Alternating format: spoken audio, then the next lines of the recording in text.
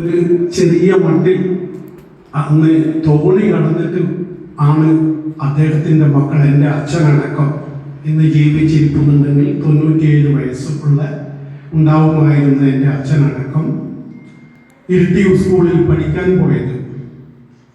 സ്വാഭാവികമായിട്ട് തോണി മറിഞ്ഞ അപകടം വരാം. കാരണം പാലമൊന്നുമില്ല. ഇന്ന് ഈ പുഴക്ക് കുറുകെ ഏതാണ്ട് ഒട്ടനവധി പാലങ്ങളുണ്ട്.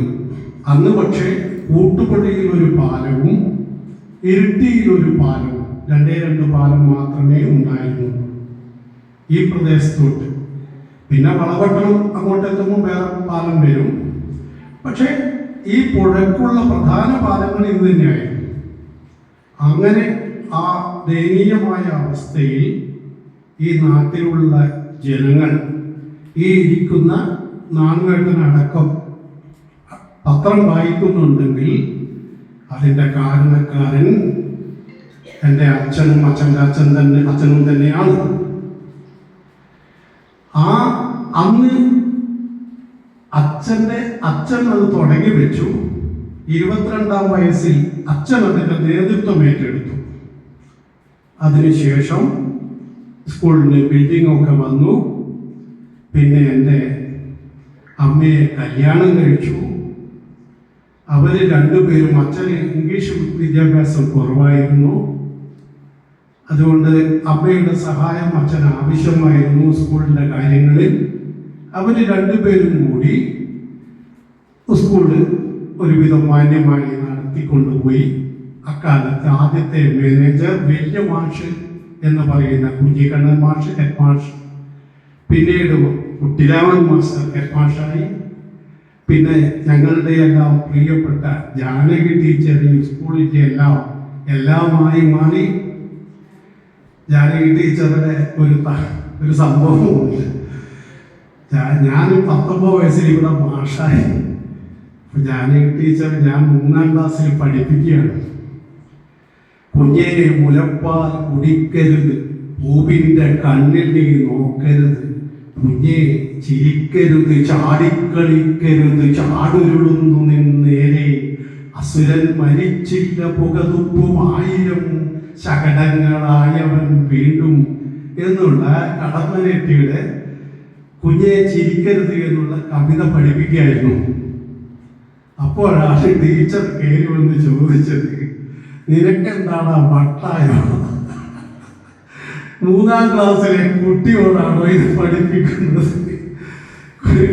അപ്പൊ അതായത് ഞാൻ 8 വയസ്സുള്ള കുട്ടിയോട് എനിക്ക് കവിത കപ്പം കയറിയിട്ട് കരങ്ങേറി നിൽക്കുന്ന കാലമാണ്.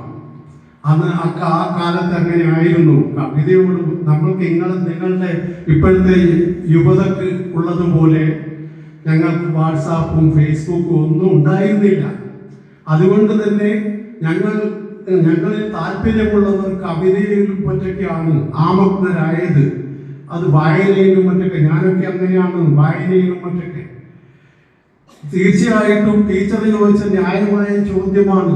കാരണം 8-ാം ക്ലാസ്സിലെ കുട്ടിക്ക് ഇതെങ്ങനെ തിരിയാമെന്നാണ് ഒരു കാരണവശാലും കുട്ടിക്ക് മനസ്സിലാവില്ല. പക്ഷെ അത് ചിന്തിക്കാനുള്ള ബുദ്ധി 19-കാരനായ മാഷ് എനിക്കും ഉണ്ടായില്ല. അന്നേരമാണ് ടീച്ചർ എന്നെ തിരുത്തിയത്. ഇത് നീ ചൊല്ലുന്നതെല്ലാം നല്ല കാര്യം തന്നെ, പക്ഷെ അത് ഇവിടെ ചൊല്ലിക്കഴിഞ്ഞാൽ അത് ശരിയാവില്ല എന്ന് ടീച്ചർ പറഞ്ഞു. ടീച്ചർക്ക് അത് ഓർമ്മയുണ്ടോ എന്ന് എനിക്കറിയില്ല. ഏതായാലും അങ്ങനെ ടീച്ചറോടൊത്തെല്ലാം ഒരുപാട് ഓർമ്മകൾ. അവസാനം ഞാനിവിടെ ഒരു 2 വർത്തമാനം പറഞ്ഞു. ടീച്ചറുടെ റിട്ടയർമെന്റിനെ തന്നെയാണ് അന്ന് ഞാൻ പറഞ്ഞൊരു കാര്യം. ടീച്ചറും ഞാനും തമ്മിൽ 3 തരത്തിൽ ബന്ധപ്പെട്ടിരിക്കുന്നു. ഒന്ന്, അവരെ എന്നെ പഠിപ്പിച്ചിട്ടുണ്ട്, അവര് എൻ്റെ സഹപ്രവർത്തകയാണ്, ഒപ്പം അവർക്ക് എൻ്റെ മാതാവിൻ്റെ സ്ഥാനവും കൂടിയുണ്ട്. കാരണം എന്നെ ആദ്യം ഈ നാട്ടിൽ പലരും എന്നെ ഇപ്പോഴും ഇന്ദുട്ടി എന്ന് പറയാറുണ്ട്. അതിൻ്റെ കാരണവും ഈ ടീച്ചർ തന്നെയാണ്. എന്നെ ഇന്ദുക്കുട്ടി ഇന്ദുക്കുട്ടി എന്ന് ഒരു വയസ്സിൽ വിളിച്ചതാണ് അതിന് കാരണം. പിന്നെ നോക്കുമ്പോൾ അത് ഇട്ടി വന്ന മുട്ടിപ്പോകുന്നുള്ളത് കൊണ്ട് എനിക്കത് തീരെ പിടിക്കാതായി. പിന്നെ ഇന്ദുലാൽ എന്നുള്ള പേരിന് ന്യൂമറോളജി പ്രകാരം 8 എഴുതിപ്പോയി എൻ്റെ ജീവിതം. അതാണ് സത്യം. അത് പേരിനെ കൊണ്ട് മാത്രമല്ല, പല കാരണത്താലും അങ്ങനെയാണ്. ഭഗവതിയുടെ നാമത്തിലുള്ള എൻ്റെ ഈ സ്കൂൾ, എൻ്റെ അച്ഛനുണ്ടാക്കിയ ഈ സ്കൂൾ എനിക്ക് സെയിന്റായ വിശുദ്ധനായ ഡോൺ ബോസ്കോയ്ക്ക് ഏൽപ്പിക്കേണ്ടി വന്നത് എന്നുള്ളതാണ് പരമാർത്ഥം. അത് എൻ്റെ മാത്രം പ്രശ്നമായിരുന്നു. അതിൻ്റെ വിശദാംശങ്ങളിലേക്ക് ഞാൻ കടക്കുന്നില്ല. കാരണം അറിവിലും ഏറി അറിഞ്ഞവൻ തന്നെ ഇരുളിലും പുറത്തു ഉജ്ജ്വലിപ്പൂ, കരുവിന് കണ്ണുകൾ 5 ഉള്ളടക്കി തെരുതര വീണു മടങ്ങി ഓതിരേണം, കരണവും ഇന്ദ്രിയവും കളയവരും തൊട്ടറിയും അനേക ജഗത്തും ഓർക്കിതെല്ലാം പരവിളി തന്നിൽ ഉയർന്ന ഭാനുമൻ തൻ തിരുവുരുവാണ് തിരഞ്ഞു തേരിടേണം എന്നാണ് നാരായണ ഗുരു ആത്മോപദേശകം 1ഉം 2ഉം മന്ത്രത്തിലൂടെ നമ്മളെ ഉദ്ബോധിപ്പിച്ചിരിക്കുന്നത്. ആ അറിവിന്റെ ആ കരു, അത് യേശുവാവാം, അത് കൃഷ്ണനാവാം, അതിന് ഭഗവതിയാവാം, അത് ഇന്നേ രൂപമെന്നൊന്നുമില്ല. അങ്ങനെ ഒരു കരുവുണ്ട്. ആ കരുവാണ് ഈ പ്രപഞ്ചത്തെ നിയന്ത്രിക്കുന്നത് എന്നുള്ള തിരിച്ചറിവിലേക്ക് ഞാൻ എത്തുന്നത് വളരെ വൈകിയാണ്. അത് എത്ര ചെറുപ്പത്തിൽ എത്തുന്നോ അത്രയും നല്ലത് എന്നാണ് പറയുക.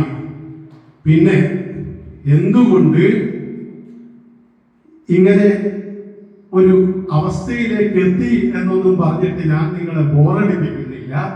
അതിനുള്ള കാരണങ്ങളൊക്കെ പറഞ്ഞിട്ട് അങ്ങോ ഈ പിടിവിട്ടുപോയ വർത്തമാനത്തിലേക്കൊന്നും ഞാൻ കടക്കുന്നില്ല.